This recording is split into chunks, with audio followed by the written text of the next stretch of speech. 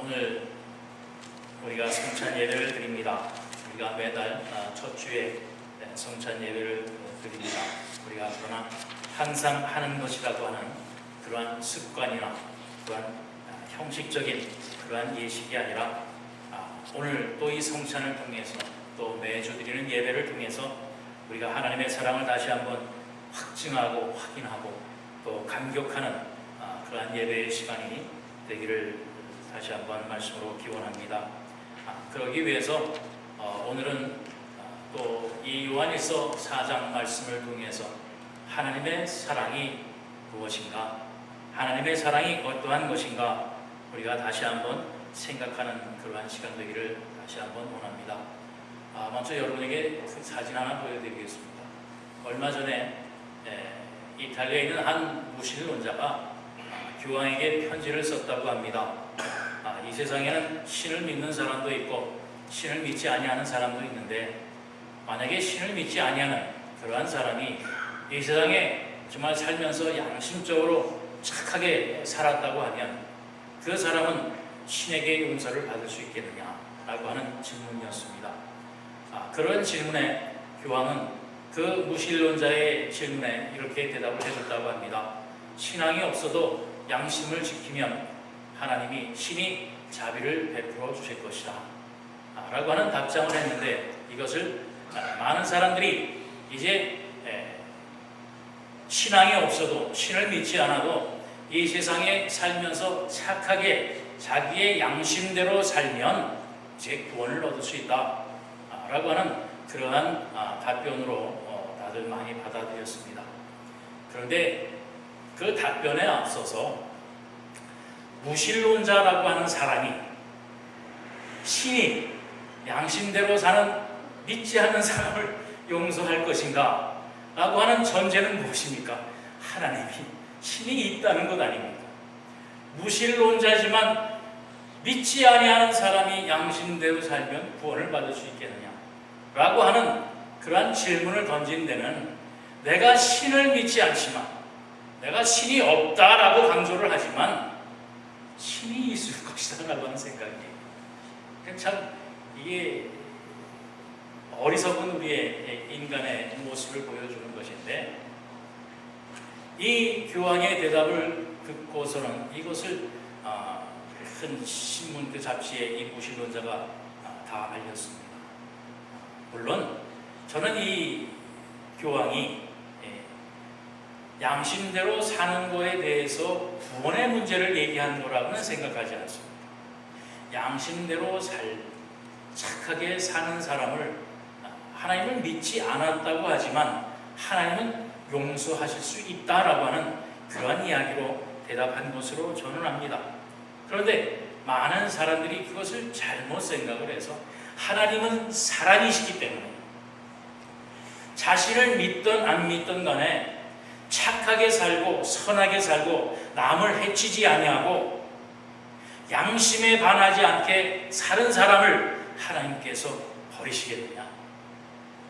아니, 자기는 힘들어도 많은 사람을 도와주고 또 애쓰고 사는 사람을 단지 하나님을 믿지 아니했다고 하는 그 하나 때문에 구원을 받지 못하시게 하겠느냐? 그렇다면 그 하나님의 사랑은 완전한 사랑이 아니지 않느냐라고 하는 이야기를 하는 겁니다. 여러분, 하나님의 사랑은 완전한 사랑입니다. 하나님의 사랑은 모자름이 하나도 없습니다. 우리는 늘 그렇게 이야기를 합니다. 그런데 하나님을 믿지 아니하는 자를 구원하지 아니한다고 하면 하나님의 사랑은 완전한 것이 아니지 않느냐? 여러분 어떻게 생각하세요? 우리가 분명히 알아야 할 것은 바로 이 구원의 문제와 용서의 문제를 분명히 알아야 합니다. 하나님은 누구든지 용서하십니다. 사도행전 2장 21절 말씀에 보면 누구든지 주의 이름을 부르는 자는 구원을 받으리라 하였습니다. 누구든지입니다. 누구든지, 얘는 조건이 없습니다. 어떤 사람이든지 주의 이름을 부르는 자는 구원을 받으리라 라고 했습니다. 또 로마서 10장 12절 13절 말씀에 보면 유대인이나 헬라인이나 차별이 없음이라. 한 분이신 주께서 모든 사람의 주가 되사 그를 부르는 모든 사람에게 부여하신다. 누구든지 주의 이름을 부르는 자는 구원을 받으리라.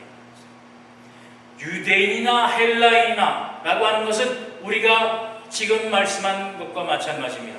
믿는 자나 믿지 아니하는 자나, 주님이 택하신 백성이나 이방인이나 차별이 없음이라. 오직 한 분이신 여호와 하나님은 모든 사람의 주가 되신다는 겁니다. 누구든지 하나님 앞에 올 수 있습니다. 누구든지 주의 이름을 부를 수 있습니다. 그런데 뭡니까? 누구든지 주의 이름을 부르는 자예요. 무조건 온다라고가 아니라 누구든지 주의 이름을 부르는 자입니다. 누구든지 주의 이름을 부르는 자가 구원을 얻는다라고 하는 바로 그 말씀이에요.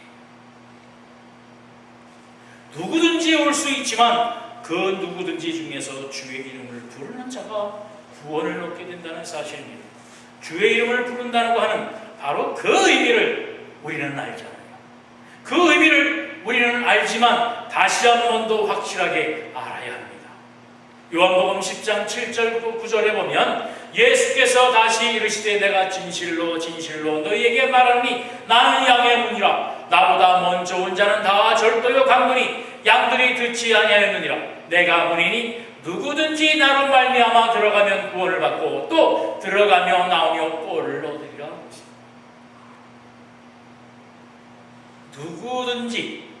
누구든지입니다. 그러나 나는 양의 문이니 내 문을 통하지 아니하고는 뭐라고요? 다 절도요 강도라고 했습니다. 물론 집에 들어가는 방법은 여러 가지가 있습니다. 창문으로 들어갈 수 있습니다. 담 넘어 들어갈 수 있습니다.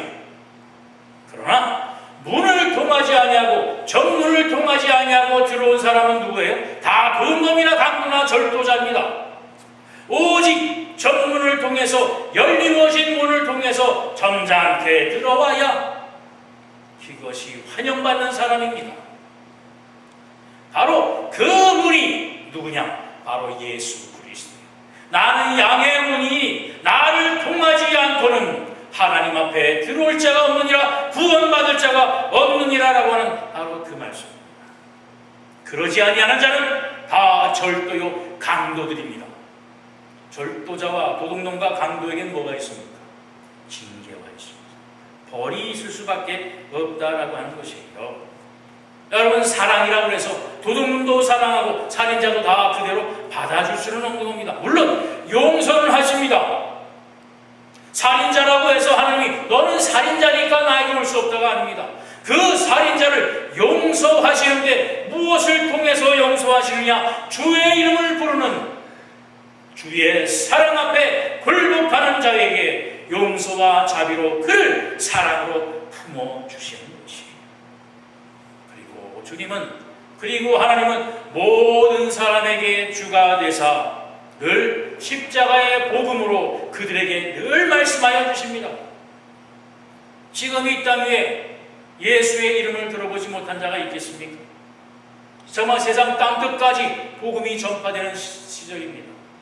전 세계 126개국가의 나라의 말로 성경이 번역이 되었다고 합니다. 이젠 누구도 나는 듣지 못했다고 핑계치 못할 것입니다. 얼마나 많은 방송으로 말씀을 전합니다. 얼마나 많은 신문, 잡지, 여러 가지의 수단과 방법을 통해서 복음을 전합니다. 듣지 못한 게 아니라 안 들은 거예요. 핑계치를 못할 때가 이제 곧 오게 될 것입니다. 바로 그 하나님의 사랑이에요. 여러분, 그 하나님의 사랑을 분명히 찾고 발견하고 그 사랑으로 인해서 여러분 참된 평안과 구원의 기쁨을 누리게 되시기를 다시 한번 기원드립니다. 오늘 본문 9절, 10절 말씀에 보면 바로 하나님의 사랑에 대해서 다시 한번 이렇게 얘기를 하고 있습니다. 하나님의 사랑이 우리에게 이렇게 나타난 바 되었으니 하나님이 자기의 독생자를 세상에 보내심은 그로 말미암아 우리를 살리려 하십니다. 하나님의 아들 독생자를 이 땅에 보내시사 모든 이의 주가 되신 그 하나님께서 모든 이의 죄를 사하게 하시려고, 우리를 살리게 하시려고 이 땅에 보내셨다는 겁니다. 10절 이어서 사랑은 여기 있으니 우리가 하나님을 사랑한 것이 아니요 하나님이 우리를 사랑하사 우리 죄를 속하기 위하여 화목제물로 그 아들을 보내셨습니다. 하나님의 아들 독생자를 이 땅에 보내셔서 이 땅의 왕권으로, 세상의 왕권으로 다스리며, 자, 나를 따르라, 나에게 복종하고 나에게 순종하는 자에게, 나의 나라에 들어오는 자에게 내가 나의 백성이 되는 권세를 주노라. 그 권위를, 그 권세를 누리기 위해서 이 땅에 오신 게 아니라, 하나님의 아들 독생자 예수께서 영광의 보좌를 버리시고 우리의 죄를 사하시기 위해서 이 땅에 죽기 위해서 오셨다는 사실, 죽음을 감수하고가 아니라 죽기 위해서 오셨다는 사실. 여러분, 말씀을 들을 때 많은 예화를 통해서 이런 이야기 들은 줄 압니다. 옛날 월남전 전투 때에 전투가 치열해져서 이제 후퇴할 때가 되었습니다. 그래서 후퇴 명령을 소대장이 내렸어요. 그래서 다 후퇴하려고 하는데 한 병사가 총알에 맞아서 그만 쓰러지고 맙니다. 그러나 소대장은 그대로 후퇴해라, 그대로 빨리 후퇴하라 했는데 그 명령을 어기고 한 병사가 쓰러진 한 병사를 구하기 위해서 뒤로 달려 올라갑니다. 그리고는 그 쓰러진 병사를 등에 얽혀 업습니다. 이제 총알에 맞아서 피를 많이 흘린 그 병사가 자기를 구하러 온 병사에게 말합니다. 친구야, 나는 내가 올 줄 알았어. 난 네가 날 꼭 구하러 올 줄 알았어 하는 그 말을 듣고 이 병사는 다리에 힘이 더 나서 안전한 지대까지 그 병사를 업고 왔다는 겁니다. 그런데 결국 그 병사는 죽고 맙니다. 피를 너무 많이 흘려서 죽고 맙니다. 그러자 소대장이 야단을 치는 겁니다. 내가 뭐라 그랬느냐? 그냥 가자고 그랬지 않느냐? 바로 죽지 않았느냐? 너는 우리 소대를 큰 위험에 빠뜨릴 뻔했다. 그러자 그 사병이 또 말합니다. 소대장님, 이 친구는 내가 올 줄 믿고 있었습니다. 나는 그 믿음에 당연히 응답한 것입니다. 그 내용을 통해서 우리를 향하신 주님의 사랑을 배신하기도 합니다. 죽음을 무릅쓰고 나를 구하러 오신 주님. 그런데 여러분, 죽음을 무릅쓰고 오신 게 아니라 주님은 죽기 위해서 오셨어요. 죽을 각오를 하고 여러분의 죄를 사하기 위해서 이 땅에 오신 게 아니라 여러분의 죄를 위해서 죽으러 오셨어요. 내가 살아서 너를 구해내겠다는 게 아니라 너를 대신해서 내가 죽고 너를 살리겠다고 하는 그 사랑으로 이 땅에 오셨다라고 하는 바로 그 사실입니다. 여러분, 이 사랑을 아십니까? 우리는 이 사랑을 다 받은 사람입니다. 우리 예수 그리스도를 주로 시인하는 자는 모두 다 이 사랑을 받은 사람입니다. 이 사랑이 어떻게 예수님을 알지 못하는 자와 똑같을 수가 있겠습니까? 나를 위해서 죽으러 오신 그 사랑이 주님을 알지도 못하고 나에게 무엇을 했는지도 알지 못하는 사람이 똑같이 누릴 수 있겠습니까? 그것이 차별입니까? 결코 차별일 수가 없다라고 하는 말씀이에요. 우리 주님은 이 땅에 화목제물로 오신 것입니다. 이 땅에 하나님의 아들로서 영광 보좌에 있는 왕으로서 대접받기 위해 오신 게 아니라 하나님과 우리의 단절된 관계를 화목시키기 위해서 화목제물로 이 땅에 오신 분이라고 하는 바로 그 말씀이에요. 어느 한 가정에 한 남편이 늘, 물론 사회생활 하느라고 늘 집에 늦게 들어옵니다. 12시가 넘어야 들어옵니다. 외박도 합니다. 가정을 돌보는 것을 늘 소홀히 합니다. 그러다 보니까 아내와 싸우기를 자주 합니다. 아주 대판 싸워서 어떨 때는 말을 며칠 동안 하지도 않습니다. 그러한 싸움 여러분 많이 하실 줄 압니다. 며칠 동안 얼굴도 돌아보지 아니하고 며칠 동안 아주 있는지 없는지도 모르게. 그런데 그 관계가 회복되어지는 순간 중에 이런 경우도 있잖아요. 자녀가 갑자기 열이 나서 응급실을 간대요. 그러면 그것이 겁이 나서 둘이서 엉결돼서 응급실로 가서 아이를 위해서 서로가 당신 어떻게 했는지 이러다가 보면 서로 얘기를 하게 되고, 그러다 보면 아이의 병이 다 낫고 나면 언제 싸웠냐는 듯이 그저 슬쩍 화해가 되어져서 화해하고. 그런데 화해를 해서 관계가 좋아졌다라고 하면 그 이전에 싸우게 된 이유가 바뀌어야 되는 거 아니겠습니까? 자, 우리가 싸운 것 이제 서로 화해하자 해놓고 또 집에 안 들어오고 또 외박하고 나면 어떻게 되겠어요? 또 싸움이 나는 겁니다. 결국은 또 원수가 되어지고 이 왼수 저 왼수 하면서 또 싸우게 됩니다. 화목하게 살기 위해서는 남편이 어떻게 해야 되겠어요? 일찍 들어오고 가정을 위해서 자녀를 함께 놀아주고 아내의 수고를 달래주고 하는 그러한 모습이 보여지게 될 때에 그 가정이 화목하게 될 수 있지 않겠습니까? 물론 남자들에게는 이유가 있습니다. 가정이 사회생활을 잘해야 가정이 잘 산다.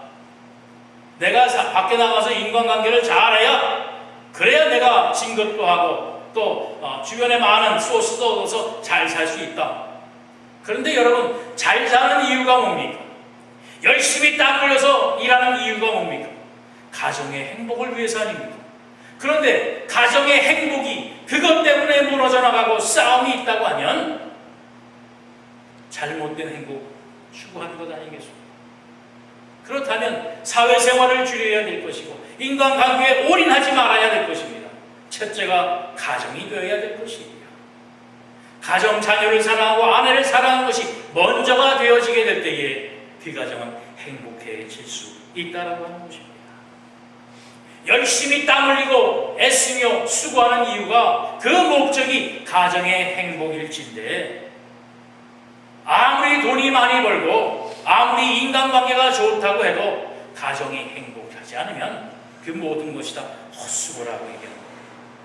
바로 여기에 우리가 중요하게 생각해야 될 요점이 한 가지가 있습니다. 사랑이 중요합니다. 사랑이 얼마나 중요합니다. 또 우리가 하나님의 사랑을 나누기 위해서 우리가 나누고 고생하는 것, 고민하는 것, 열심히 일하는 것 얼마나 좋습니까? 또 오늘 보면 11절 말씀에도 사랑하는 자들아 하나님이 이같이 우리를 사랑하셨은즉 우리도 서로 사랑하는 것이 마땅하도다. 그런데 여러분, 여기에 바로 이 11절에 하나님이 우리에게 말씀하신 큰 계명 두 가지가 들어가 있습니다. 하나님이 이같이 우리를 사랑하셨은즉 우리도 서로 사랑하는 것이 마땅하다. 여러분, 마태복음 22장 37로 40절에 보면 예수께서 이르시되 내 마음을 다하고 목숨을 다하고 뜻을 다하여 주 너의 하나님을 사랑하라 하셨으니 이것이 크고 첫째 되는 계명이요 둘째도 그와 같으니 내 이웃을 내 자신과 같이 사랑하라 하셨으니 이 두 계명이 온 율법과 선지자의 강령이니라. 제일 첫째 되는 계명이 뭡니까? 바로 주 너의 하나님을 사랑하는 겁니다. 그리고 큰 둘째 계명이 뭡니까? 내 이웃을 내 몸과 같이 사랑하는 겁니다. 하나님은 사랑이시라. 내 이웃 형제 자매를 사랑하는 것 마땅합니다. 우리가 모든 것을 다 바쳐서 사랑해야 하는 건 맞습니다. 그러나 첫째를 잊어서는 안 됩니다. 너의 하나님을 사랑하는 그 사랑을 통해서 이웃을 사랑하는 겁니다. 이것을 잊어버리면 그것은 그냥 사랑, 그냥 착한 일, 그냥 선한 일입니다. 잊지 말아야 할 것은 바로 첫 번째 하나님의 사랑입니다. 하나님이 나를 사랑하신 것과 같이 나의 사랑으로 하나님을 사랑하며 그 사랑하는 마음으로 내 이웃을 내 몸과 같이 사랑하게 될 때에 바로 이 큰 두 개의 계명을 우리는 이루어낼 수가 있다라고 하는 바로 그 사실입니다. 여러분 분명히 기억하세요. 하나님의 사랑이 가장 첫째입니다. 가장 먼저입니다. 이것이 먼저 있지 아니하고는 사랑을 사랑이라 할 수가 없습니다. 여러분 오늘 이 성찬을 통해서 우리를 향하신 이 하나님의 사랑을 여러분 감격하는 시간 되시기를 바랍니다. 하나님의 아들 독생자 예수께서 우리의 죄를 사하시고 우리를 살리려고 이 땅에 죽어주신 겁니다. 살과 피를 찢어서 우리에게 나누어 주신 것입니다. 여러분이 대하는 이 빵과 이 포도주가 바로 예수님의 살과 피이심을 다시 한번 기억하시기를 바랍니다. 오늘 본문 12절 말씀, 어느 때나 하나님을 본 사람이 없으되 만일 우리가 서로 사랑하면 하나님이 우리 안에 거하시고 그의 사랑이 우리 안에 온전히 이루어진다고 했습니다. 우리가 사랑으로 하나 되면, 우리가 이 성찬을 통해서 하나님의 사랑으로 하나가 되어지며 이 안에 하나님의 온전한 사랑이 풍성하게 이루어진다고 하는 사실입니다. 또 세상 사람, 우리가 하나님을 우리의 눈으로 본 지역이 없으되 우리가 하나님의 사랑으로 서로 사랑하면 우리는 하나님을 볼 수 있다는 것입니다. 로마서 8장 9절로 10절 말씀에 보면 만일 너희 속에 하나님의 영이 거하시면 너희가 육신에 있지 아니하고 영에 있나니 누구든지 그리스도의 영이 없으면 그리스도의 사람이 아니라 또 그리스도께서 너희 안에 계시면 몸은 죄로 말미암아 죽은 것이나 영은 의로 말미암아 살아있는 것이니라. 예수를 죽은 자 가운데서 살리신 이의 영이 너희 안에 거하시면 그리스도 예수를 죽은 자 가운데서 살리신 이가 너희 안에 거하시는 그의 영으로 말미암아 너희의 죽을 몸도 살리시리라. 아멘. 주의 이름을 부르는 자의 심령 속에 그리스도의 영이 살아계신다는 말씀입니다.